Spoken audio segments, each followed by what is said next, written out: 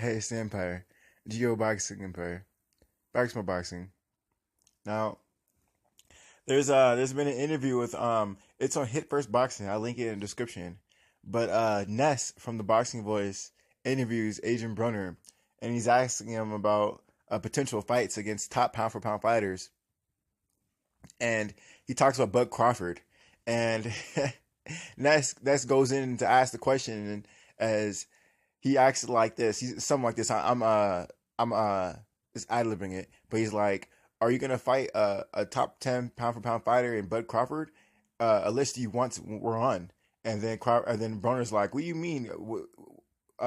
List I'm once on? I'm still on that list. Maybe you're not. Maybe on not your bitch ass list or some shit like that." It was pretty funny. Hold on, let me just play it for you guys. Let me play it for you guys. Let me play it for you guys. Hold on. Shot another pay-per-view for you. They're talking a lot about this guy saying he's pound for pound. A list that you were on once in a while. I'm still on that list. I'm probably not on your big ass list, bitch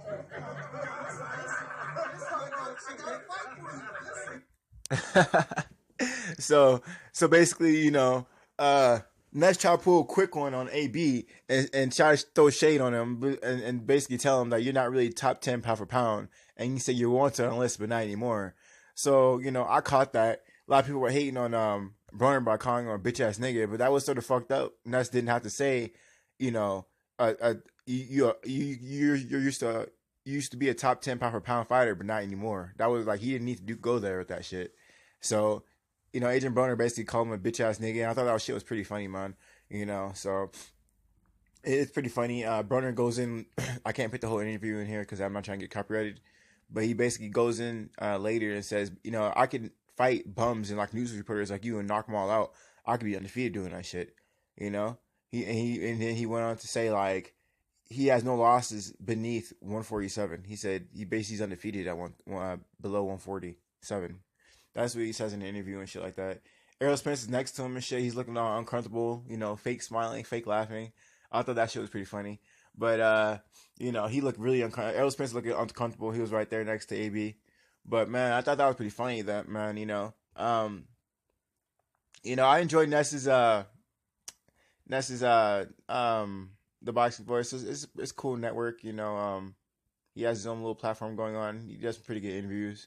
But he needs to know how to ask questions without insulting someone first, because that's basically what he did to AB.